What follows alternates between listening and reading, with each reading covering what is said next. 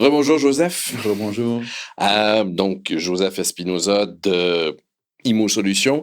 Il y a peut-être ce qu'on pourrait adresser dans cet épisode-ci, c'est certains mythes ou peut-être des attentes déraisonnables que les gens ont par rapport à la vente de leur propriété. Mhm. On s'entend que les gens veulent le maximum d'argent possible, mais il faut qu'on ait des attentes qui sont raisonnables et qui correspondent au marché. Alors, est-ce que ça arrive souvent, ça, que les gens... Effectivement. Ce qui arrive, la plus grosse erreur, je dirais que lorsque quelqu'un veut vendre sa propriété, premièrement, il faut comprendre, tout le monde veut maximiser le prix de vente de sa maison. C'est tout à fait Mhm. normal. OK? Mais ce qui arrive, c'est que beaucoup de gens vont faire l'erreur lorsqu'ils vont vendre leur propriété, ils vont faire une étude de marché par rapport aux voisins qui sont à vendre. OK? Mais c'est une grosse erreur parce que même chez les courtiers immobiliers, ils vont le dire, lorsqu'on fait une évaluation d'une propriété, on y va selon les comparables qui se sont vendus et non les à vendre. Parce que je vous donne un exemple. OK? La valeur, mettons, on se dit des chiffres, on Oui. parle pour parler. Là. Votre maison vaut 500 000. OK? Puis votre voisin, il a la même maison que vous. OK? Il l'a mis sur le marché pour 1 million. OK? Il va essayer de la vendre, il va la vendre pendant 2 ans de temps. Il ne la vendra pas. Mais vous, en tant que vendeur, si vous prenez la décision de vendre votre propriété, puis vous vous basez sur un comparable qui n'est pas encore vendu, qui est votre voisin qui affiche 1 million, ben, vous allez être sur le marché pendant 1 an de temps. Donc, Oui. c'est ça l'erreur. Il faut faire attention. Il faut vraiment s'assurer que quand on prend la décision de vendre, ben, de faire une étude de marché selon des comparables qui se sont vendus. OK? Pas de Donc, ça, prix demandé. C'est exactement. ça. Exactement. Donc, ça, c'est la première chose. Maintenant, beaucoup de gens nous contactent, ils veulent maximiser leur propriété. Lorsqu'ils ont acheté leur maison, donc ils ont acheté la maison là, puis ils n'ont pas fait d'investissement. Donc, ça, c'est important, je le dis tout le temps. Lorsqu'on achète une propriété, il faut s'assurer d'entretenir son investissement parce que une propriété a besoin d'entretien, que ce soit toiture, les fenêtres, la peinture. Donc, vraiment, l'entretien général de la propriété, c'est vraiment important parce que ça va avoir un impact, veux pas, le jour qu'ils vont prendre la décision de vendre. Parce que, encore une fois, j'ai visité la semaine dernière une propriété à Brossard que la maison a besoin de presque, il faut quasiment tout stripper l'intérieur. Puis les gens, ils veulent maximiser. Ils veulent vraiment le maximum pour leur propriété. Ils disent ça vaut 1 million, mais c'est un petit bungalow à Brossard. On s'entend que le marché de Brossard il est quand même il est bien, mais jamais la vie, ça va valoir 1 million. Parce qu'il y a au minimum 200 000 à mettre dedans. Vous Mhm. comprenez? Donc, il faut être quand même raisonnable. Il faut prendre en considération ce qu'il y a à faire sur la maison avant de lancer un chiffre comme ça. C'est vraiment important.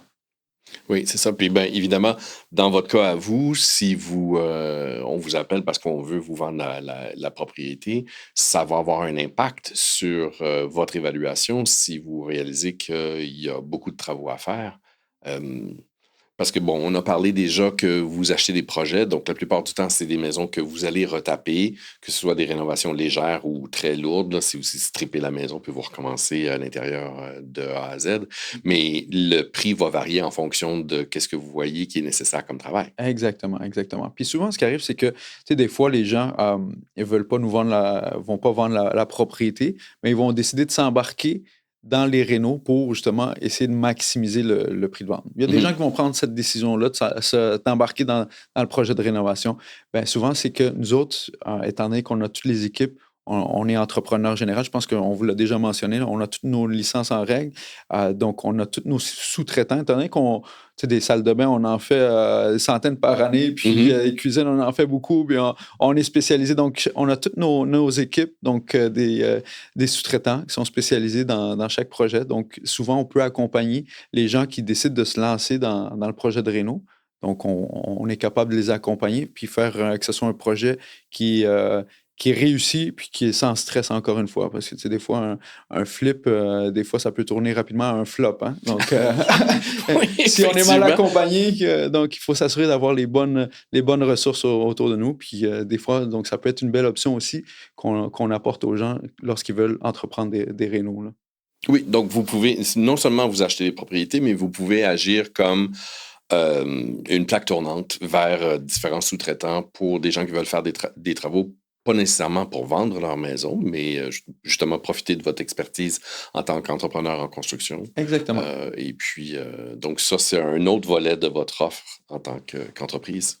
Effectivement. Donc, étant donné que ça fait déjà plusieurs années qu'on fait des projets de rénovation, on a vraiment l'expertise, puis on a plusieurs équipes, des sous-traitants qui sont spécialisés dans ce qu'ils font. Donc, tu sais, lorsqu'ils vont, on va dire un exemple, quand ils vont poser de la céramique, on s'entend que ça va être droit, puis on se cognera pas le petit orteil C'est sur la ça. céramique. Puis, ben, peut-être une question que les auditeurs pourraient avoir, c'est que, bon, on parle beaucoup de la vitesse à laquelle les transactions se font. Donc, Ouais. vous visitez seulement une fois, vous faites une offre dans les 24 heures, et puis, si le client est prêt à l'accepter tout de suite, tant mieux. Sinon, il peut décider ben, moi, je vendrai plutôt dans 3 mois, puis l'offre est toujours valide. Mais est-ce que vous accompagnez vos clients à travers ce processus de vente-là? Parce qu'on pourrait se sentir un peu, ben là, après ça, on va chez quoi? On va chez le notaire? Mhm. Mais en fait, on vient leur expliquer vraiment en détail tout le processus, comment est-ce que la vente de leur propriété va se faire. C'est beaucoup plus simple que ce que l'on, lorsqu'on vend avec un courtier. OK?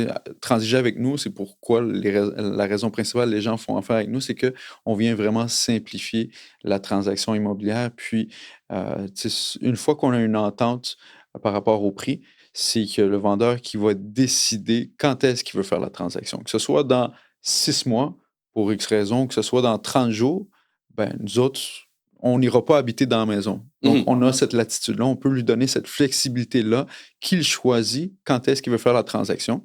Une fois qu'il a sa date, ben nous autres, c'est bien simple, c'est que les fonds sont rendus chez le notaire, le dossier est déjà chez le notaire, donc c'est le notaire qui s'occupe de faire toutes les vérifications des titres, certificats de localisation, etc. Donc, l'argent est déjà dans son compte en fidéicommis, donc on fait la transaction quand lui a décidé. C'est tout simple que ça.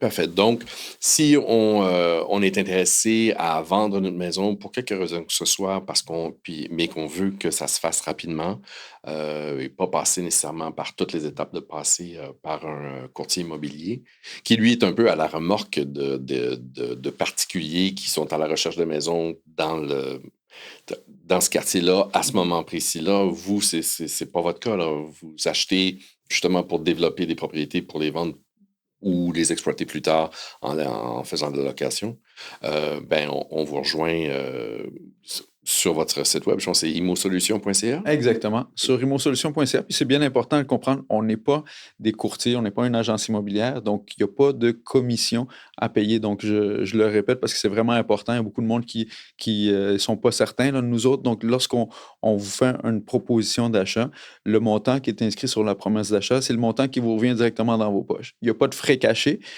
Donc ça, c'est une des raisons aussi qui est importante parce qu'on va économiser des milliers de dollars là, lorsqu'on Oui, transige oui, c'est avec ça. Imosolution. Exactement.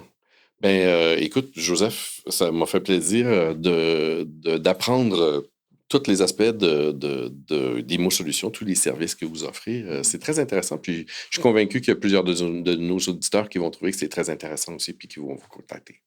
Merci beaucoup de nous avoir accueillis. Ça fait plaisir. À la prochaine. À la prochaine.